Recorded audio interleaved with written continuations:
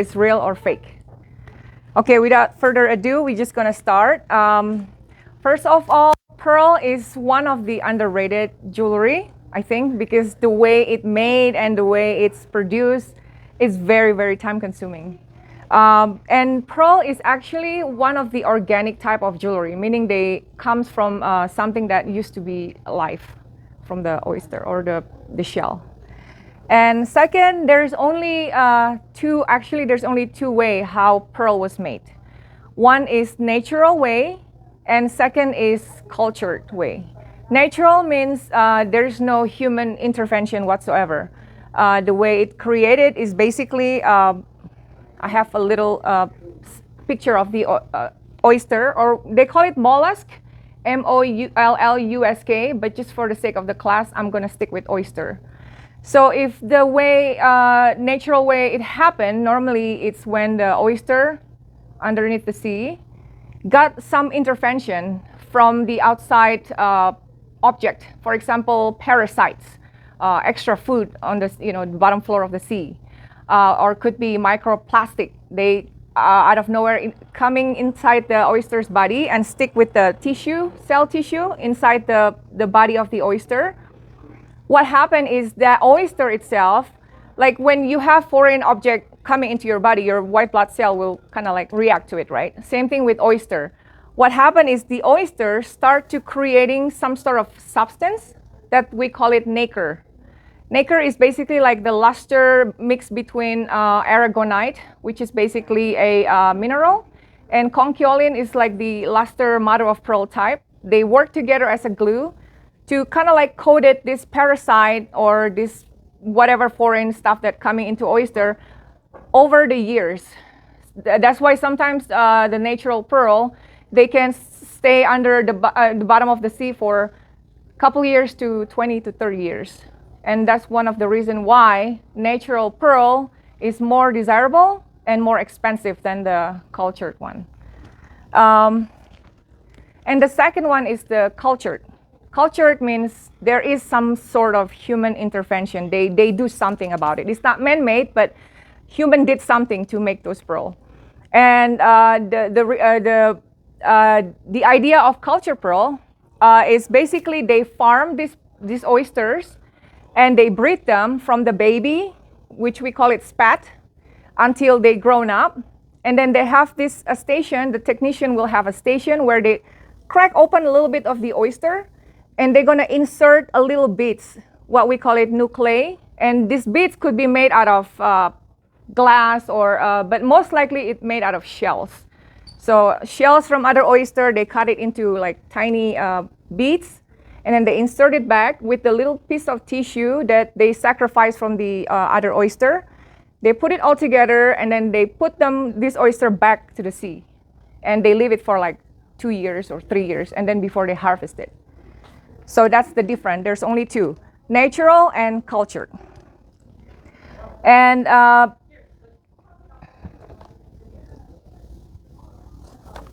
the method is basically similar around the world. And the 90% of pearl jewelry that you guys are seeing right now or buying or inherited, they're most likely cultured, because the natural pearls, they're somewhere in the museum or auction at Christie's for millions of dollars. And basically there are only majority that industry use right now, there's only 4 kinds of pearls. We're gonna go with the first one. It's called Akoya pearls.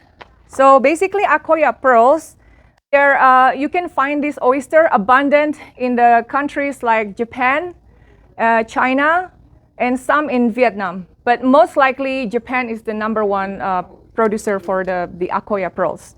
And the characteristic of this oyster, they're smaller. So they're smaller, but they can produce up to 50 pearls in one harvest. So when you crack it open, inside the sacks, you can find like starting from dozen to 30 something, and they can produce that. And normally Akoya pearl, they are nearly round. So I have the sample right here, and I can pass it around to you so you can see. This is Akoya pearl. They are mostly almost rounded. So If you see almost rounded pearl, and they have a nice luster, creamy white, and they also tiny, starting from like 6 millimeters. Basically, they can grow from 6 to 11 millimeters, but the one that we see normal, like in daily life, most likely 6 to 8 millimeters. And we use millimeters here because this is the most accurate measurement for jewelry. Any kinds of stone, any kind of pearl, we're going to use millimeters. And first, Akoya pearl is actually bring back by Kokichi Mikimoto. So Mikimoto is one of the pearl farm that actually explore how to make cultured. He experiment with how to make, how can we make pearls? So they experiment in the early 1900s and then came out with the cultured pearls. So they do a lot of technician. Actually, their technician is hired a lot in China. And China start producing Akoya pearl as well as the freshwater. But we're going to the next chapter. Now you're selling these. That one is one of my collection, so not yet. Oh. Yeah. Because my next question was going to be so that one, how much is that? In terms of price, because Akoya is one of the good kind of pearls that I kind of adore. Each pearl can worth from a couple dollars to a couple hundred. It depends on the company, how well it's made, because when you see a pearl, sometimes you can see dent. They're not all perfectly shine. When you see shine or too lustre, most likely it's fake.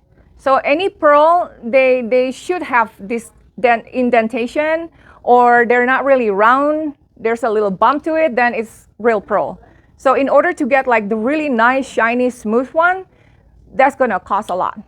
Yeah, I'm not here to appraise, I'm just here to explain what the characteristic and what's the difference between one pearl to another. So then with that, you use a magnifying glass. Yeah, I'll go with that too, how to check it. And most likely a company that's still using the Akoya pearls, one of them is obviously Mikimoto. Some Tiffany also use that, and I don't know if you heard Nahoku jewelry, they also use a lot of Akoya pearls. Now next one is the freshwater pearls. The freshwater pearls actually didn't come from an oyster. It comes from mussel because they live on the open waters of the warm freshwater. So for example, river, lake, pond, that's when this mussel thrive and produce pearls. And for the freshwater pearls, also this is 90% what we look at the jewelry industry right now, they're using freshwater because again, freshwater and Akoya is one of the oyster and mussel that can produce abundant of pearls once you harvest it. They can, once you crack open the oyster or the mussel, you can find like up to 50 pieces of pearls in one oyster or mussel. So majority companies that using freshwater, one of them is Honora. I actually sell this one if you're interested. This is the freshwater pearls. Freshwater tend to have a bigger body than Akoya. Akoya is the smallest one. Freshwater is actually somewhat medium. Like Akoya could be ranging from 6 to 8 millimeters. For freshwater, the range could be from, I have it here. They're from 4 to 14 millimeter. But about freshwater, they don't come in perfect round. So if you see it, they sometimes come in like cylinder or like button shape, or almost like a Baroque or Keshi type. Yes? My question is about the color. About? Yeah, the color. Oh, the color? Yes. For the Akoya, most likely they comes in white, creamy. They can also comes in black, by the way, but it's not common. So people that think, oh, this is Tahitian, no, it's not. It's actually Akoya. But to differentiate Akoya, the black color, you need like certification, or you need like further inspection, and also basically a piece of letter that says this is Akoya. And quick question. Uh-huh. The colors, these are different colors. Is that a natural color? I'll go through that later too. Never mind. Thank Yeah. you. So yeah, the color, again, we discussed about that. Color for the freshwater, they range from white, cream, pink, yellow. Sometimes they can also have a greenish. But if you see freshwater that's too obvious, like for example, like this purple, dark purple, then most likely it will go through a treatment before they actually. Yeah, and then for the treatment, I will discuss that in the next chapter. Freshwater is one of the pearl that comes in so many shape. For example, they have a button shape, perfectly rounded, cylinder, Keshi pearl. It looks like this. Keshi is basically irregular, Rice Krispie, teardrop, and also Baroque. Baroque is basically kind of like the one I have right now, yeah, but smaller size. And for the fresh water, once you harvest the oyster, the mussel, they will die. They will just thrown away, recycled, or eaten by people. So you cannot really renucleate them. You can't really re-put them, the beads, you cannot really do that. Just one time and they die. Next one, we have South Sea pearls. I don't have sample, well, I actually have it here. So South Sea pearl is basically oyster or pearls that only grown in the warm seawater. For example, Australia, Indonesia, the Philippines, also Myanmar. They produce this South Sea pearl. South Sea pearl oyster, they called Pinctada maxima. They're big, they're huge. They can goes up to like this big. Also, the characteristic is obviously they are bigger than Akoya and freshwater. The size can start from 8 millimeters to 22 millimeters. So imagine marble, the glass marble. That's how big normally South Sea pearl. And also price point of view, South Sea pearl is really expensive because one oyster can only produce one pearl. So no 50 pearls, no 10. One oyster, one pearl.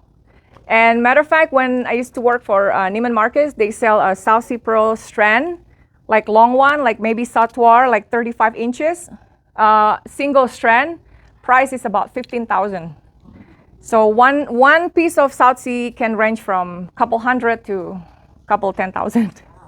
Yeah, especially the one that perfectly round, the luster is beautiful, no dent, perfection. Yeah, and color-wise, you won't see South Sea pearl in dark color. So normally they are white, creamish yellow like your shirt, champagne, could be brown, but no black. Black, we will leave it for the Tahitian. Because this kind of South Sea pearl oyster, they call it gold lip, meaning that when you open it, you can see the lip on the outer is actually golden color. Yeah. For this one, the way they produce is obviously by the technician in the farm. They will open it. They will insert one of these nuclei that they made out of the shell. They put it in. They put it back in the sea for 2 to 3 years, and they harvest it.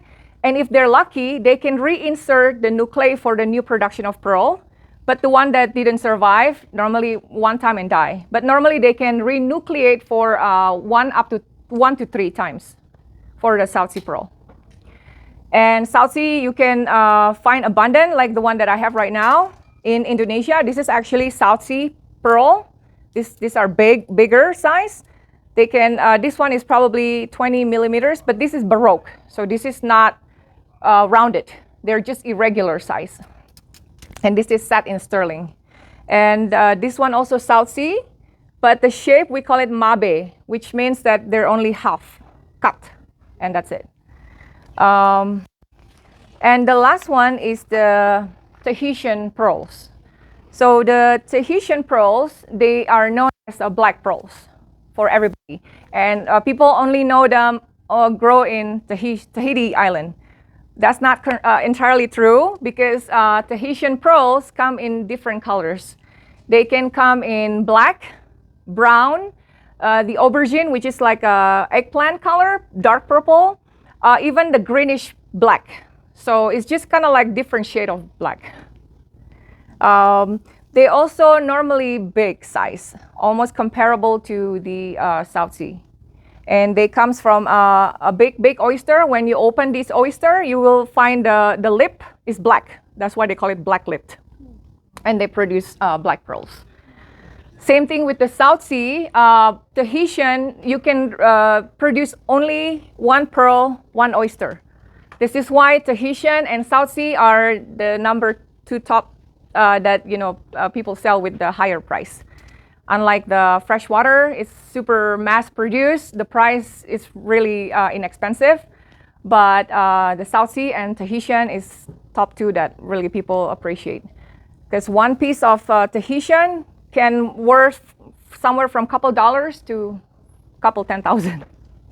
And for the Tahitian, they don't really make a lot of like strand, like we call it strand. They don't make a strand. They normally, because it's so rare, they make only enhancer, pendant, or spacer, or maybe bracelet, because the price point of view is really expensive, even with the South Sea pearls. They can, so one of the most recorded Tahitian pearl, naturally, they grow up to 30 years inside an oyster. Somebody crack it open, and the weight is like up to 11 pounds.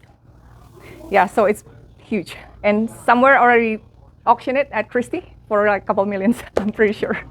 Yeah.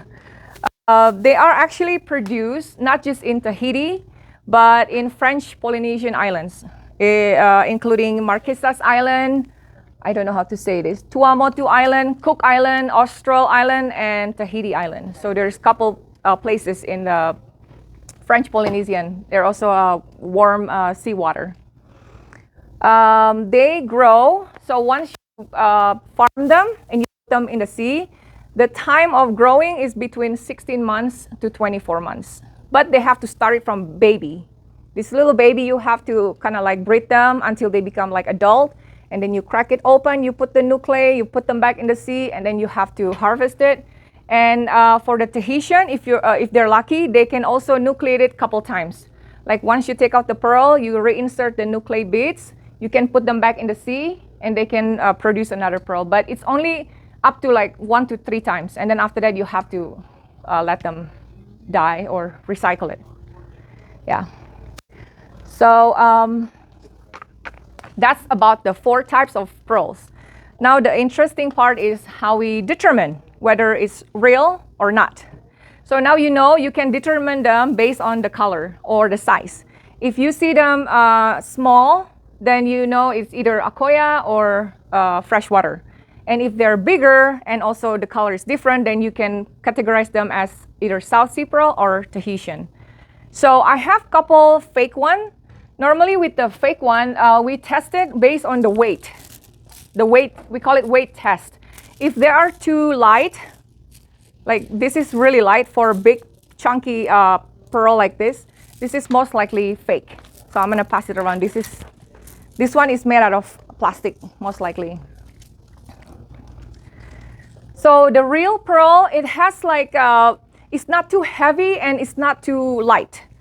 If you contact with the pearl every single day, you will kind of like, no. I used to work for a jewelry store where I just separate the pearl between the size of 6 millimeter and 7 millimeter. I have to use glasses and like loop because it's just it's almost the same, basically. So when you weight them and you kind of feel like, oh, it's super light, or if it's too heavy, then also it's fake. For example, this one right here. This one is too heavy. So this one is also fake. So you feel it like it's very heavy, you know? Glass. Yeah, like glass, so it's also not real. That's the first one. Now the second test that you can do it yourself is tooth test. So basically, I'm not gonna rub this against my teeth because it's kind of gross. But basically, what you can do for the tooth test is you pick one of the beads, pick another one, and you kind of like rub it against each other. So if you feel it's a little gritty or a little sandy, it's not slippery, then 99% is real. I don't have sample for you to rub it because I've tested already, but this is the one that real. This is fresh water. You can also feel it. You know, it's the right weight to it.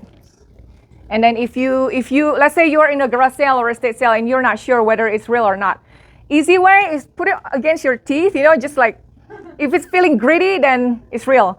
Or if you don't wanna, it's kind of gross and dirty, you can just rub it against each other. And if you feel the grittiness, then it's most likely a real pearl. If it's too slippery, then it's fake. For example, I have this one right here. This is fake. It's very light, and you can try to rub it. It's super slippery, like you can immediately tell. This is also too slippery and too shiny. So this is also simulated or fake, yeah. There's also another company called Majorica, I don't know how to say it in a way, but this is a company that was coming from Spain. They make a really nice faux pearl. They call it simulated pearl. Would you start that again? I didn't hear the first, The company? just this segment that you're talking about. There is a Something good in Spain. There is a good company called Majorica or Majorica. I'm not sure how to say it. Majorca, okay. So they make a really good synthetic or simulated pearl. I have this right here. It's the same thing. If you run it through, if you rub it through against each other, it's too slippery. It has no grittiness because they only made with the plastic and they dip it in the coating of nacre. So they might use the real nacre, but it's actually fake. Yeah. So here, I'll pass it down to you.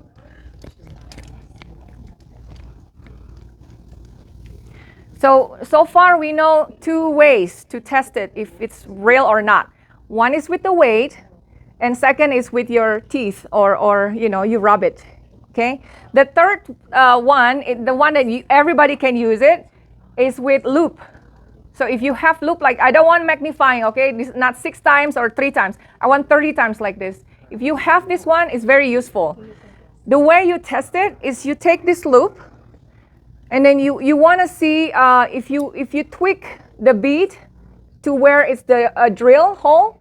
You want to bring your eyes and look it really close against the light, okay?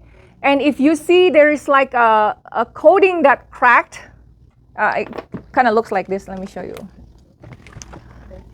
Was that rubbed off when they drilled up? Yeah. When they drilled it. Yeah.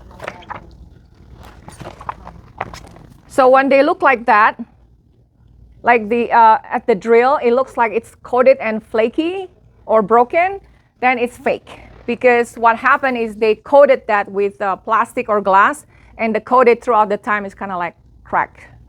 I have a good example of the cracking one. Yeah, I think this is not really cracking, but if you see the color is dull, there's no luster to it. The plastic was kind of like, yeah. So you can pass that. That's also fake. It's hollow too, yeah. Sometimes they just use really cheap plastic and they just dip it, and then next thing you know, when you drill it, the coating is cracked. And sometimes there's a little extra that you can see where it's been. Yeah, or if they are going through a process of dyeing, they dyed the faux pearl with color. You can tell the color kind of like transferred to the knot because they use silk knot or they use plastic. Sometimes you can see the transfer of the color. That means it's not natural color. It could be real fresh water, but the color is not natural. And the other way, we call it blink test, which is blink test. You need a really bright light, like a table lamp, and then you want to roll your pearl up and down to see if it's blinking, like the luster, or you can see this thin nacre. This one is hard for me. Even for me, it's really hard because for me, if I sit with the loop and feel the weight and kind of rub it to each other, it's enough for me to kind of like determine whether it's fake or real.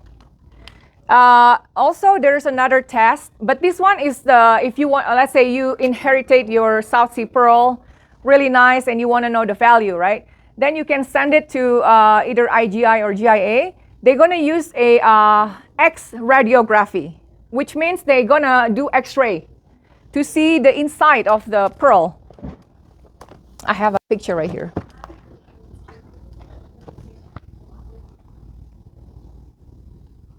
Like to see if what's inside the pearl. Is it like the little parasite, or is it like, so basically if you bring it to the GIA or IGI, they're just going to test it whether it's natural or cultured, because they already know it's real pearl, but they want to know whether it's natural way or a cultured way. What happened is they run through a machine, and you can see the inside. Like this one is natural because it looks like a dirt or like parasite, versus the one that they implanted. If they plant it, it will look like that. You can see the ball perfectly, and then it's just coated by the nacre.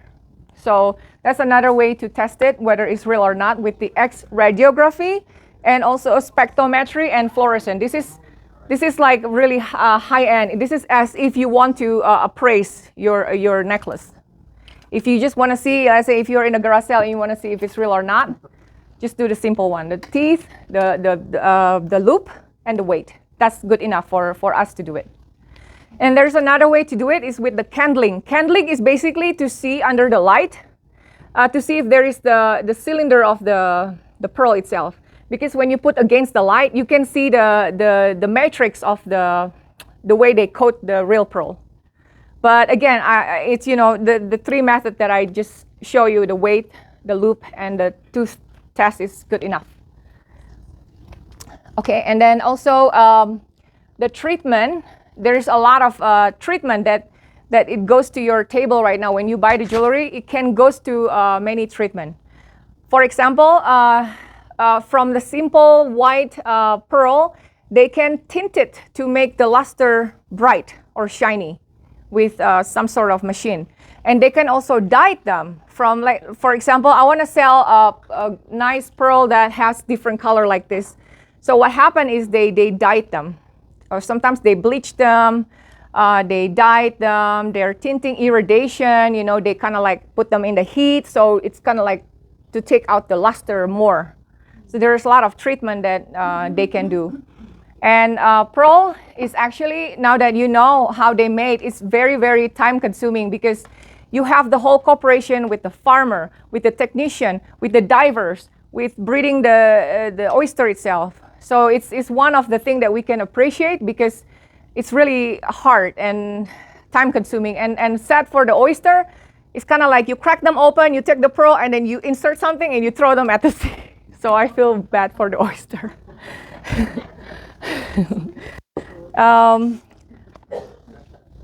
So the next one, I have some, this one right here, I have an example. This is a real pearl. This is this coming from the fresh water. So basically, when you crack the oyster, as I said, you can have 50 pearls at the same time. One of them could be tiny as 1 millimeter. It could be 2 millimeters, could be bigger. That's one of them. That's real pearl right there. But the color is not, it's actually dyed for that one, the purple side. And then there's another pearl. This is fake, by the way, but I just want to show you the Mabe pearl. This is the Mabe pearl. When they cut open half and they put it and they set it as a pendant or enhancer or even earrings, this is what Mabe pearl looks like. Yeah.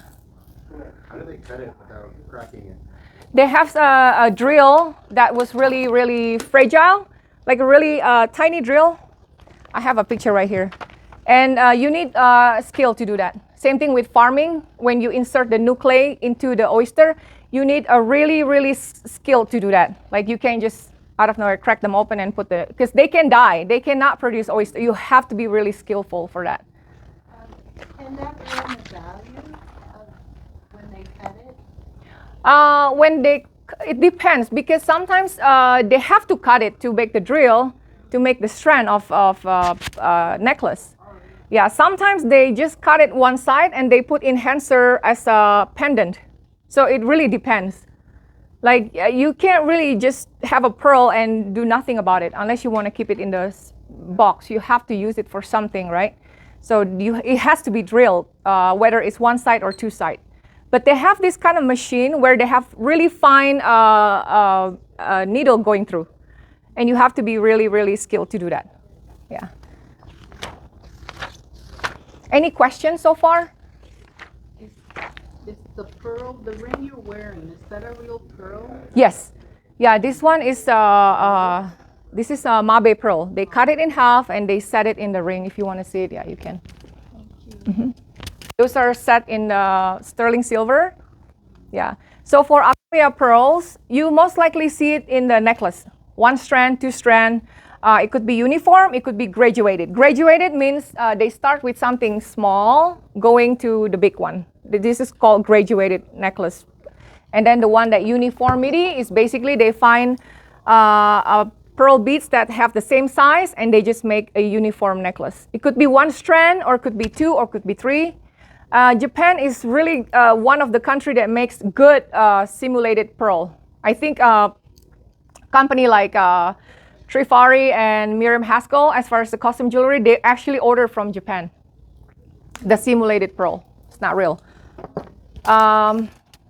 This is the sample of Keshi Rice Krispies. So they actually look like a Rice Krispie. This is real pearl.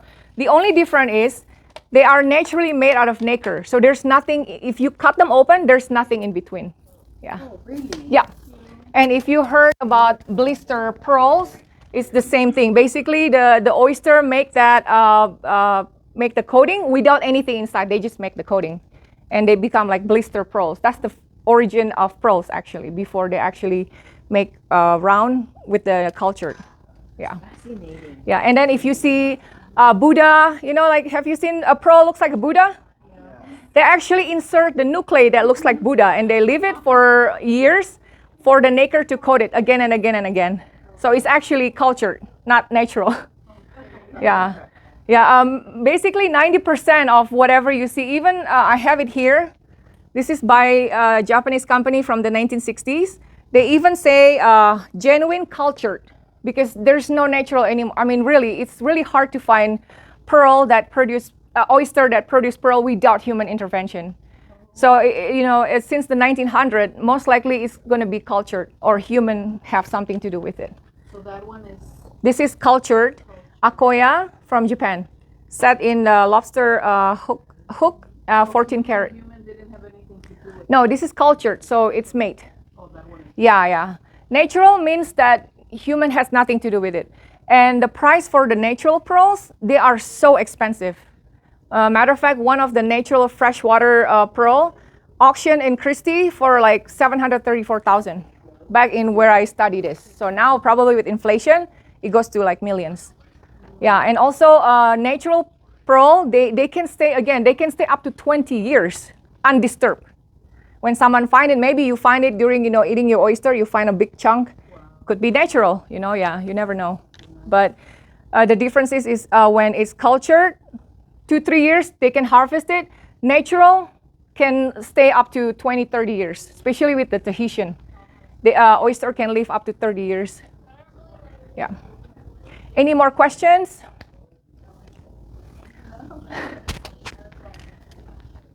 And caring. So how to care for your pearl, right? Pearl is one of the most delicate jewelry. So it's not like diamond. It's, you know, diamond is super hard. Pearl is super fragile, and then one step wrong, you can ruin the quality of the pearl. So to clean it, you don't really use machine. Like, you know, if you clean your diamond, you can put it in the ultrasonic cleanser and then poof, it's shiny. With pearl, you can't do that. You just have to put them in the warm water with the little soap and kind of like washing it very gentle with your hand. Take it out and then just pat them dry. This is to avoid the coating. And you cannot put your perfume against the pearl. You have to do that last. Like if you put your perfume and then you put your necklace or your ring. It's not something that you can wear when you sleep. It's occasion, so it's very delicate. And to store it, you can store it in the velvet case like this. But it's not recommended to just put them in this is fake, so I can do it. But they're gonna rub against each other, and then it's gonna lose the luster and the shininess to it too. Yeah. Excuse me, can you put it in a little plastic envelope or? It's or not no? recommended because they need to breathe. Breathe. Your body oil is the best way to make the shininess. And also, if you have expensive pearl necklace, it's good to restrung it every once a year or every couple years. Yeah. Yep. Go to professional and restrung it. Yeah. Yes. Where are majority of pearls from? Majority, I will say China. Unless it's Tahitian pearl, then it's from Tahiti or all this Cook Island or whatever that they produce. It's based on the geography. So South Sea pearl, this one is South Sea because I bought this when I came home to see my family in Indonesia. So this is South Sea pearl. They have the farming in Bali. And also like Akoya, they produce in Japan. Although now Chinese farmers starts to breed the Akoya type of oyster in China. Yeah, China is the leading, still the leading market for it. Yeah. Any other questions before I end the class? Okay. So yeah, that's it. Thank you for coming. I hope by now you can identify your own pearl. Yeah.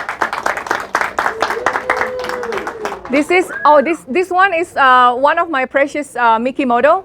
Like if you see the luster in this Akoya pearl, you can see it actually looks like a rainbow. Yeah.